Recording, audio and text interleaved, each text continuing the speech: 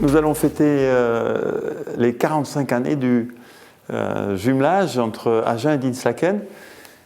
Et c'est le moment un peu de réfléchir à ces 45 ans. Ces 45 ans, c'est notre petite contribution à Agen et à Dinslaken à quelque chose qui nous dépasse. Ce qui nous dépasse, c'est l'amitié franco-allemande et c'est la volonté de construire une relation très profonde qui, bien sûr, évite les guerres qui ont déchiré nos deux pays, mais qui, au-delà de ça, nous rapproche à la fois au niveau de la culture, mais aussi de tout ce qui constitue la France et l'Allemagne.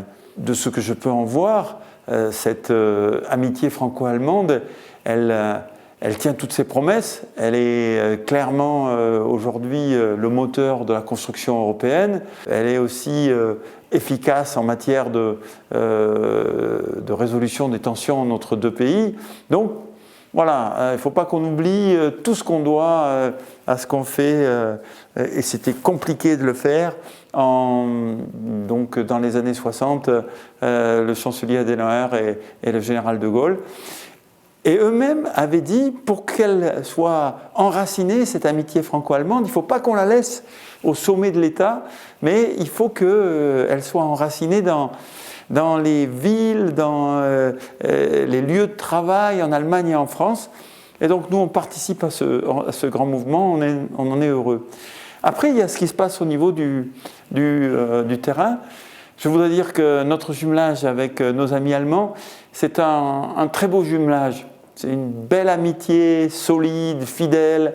Et on a fait avec nos amis de Dinslaken vraiment des projets très divers, que ce soit avec nos établissements scolaires, nos établissements d'handicapés, mais aussi nos chorales, nos équipes de foot.